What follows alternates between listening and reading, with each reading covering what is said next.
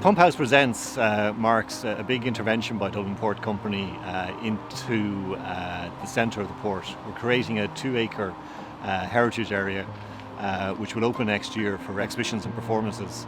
And what we're seeing over the last few weekends is we've been filming these plays, and these are really our first chance to show off the Pumphouse and this area. 2 years ago we were commissioned by Dublin Port as a part of their Port Perspectives initiative. From the get-go have been incredibly welcoming and incredibly supportive, I suppose. But the fact that you get to come down to buildings like this is brilliant, and that Dublin Port are letting people in and trusting people, and they almost leave you to it, which is great.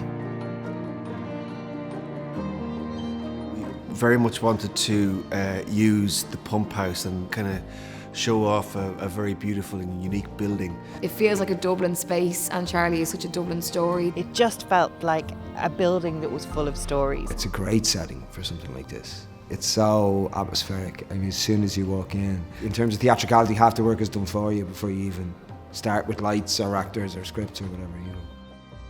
You can kind of feel the ghosts creeping out of the brickwork. It's one of them places where the walls speak 1,000 words.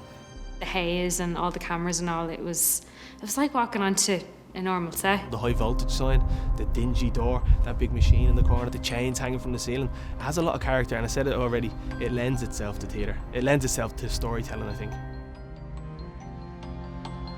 So the Pumphouse is uniquely placed in the fact that it's wedged in between 2 building sites. We had to bring in all our own infrastructure. We were self-sufficient.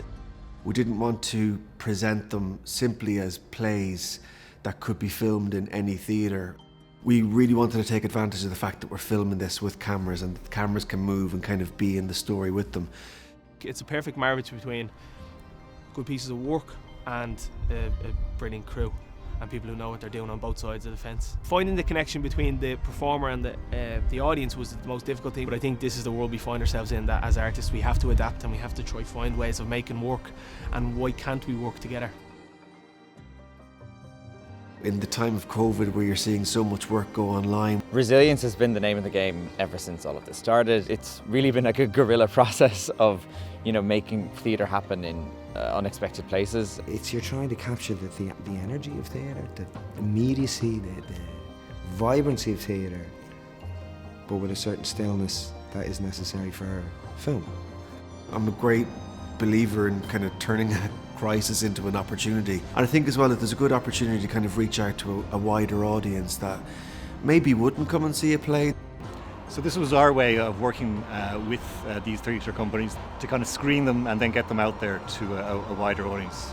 And then hopefully from 2021, after we're over this period of COVID-19, we're looking forward to carrying out more performances in this area.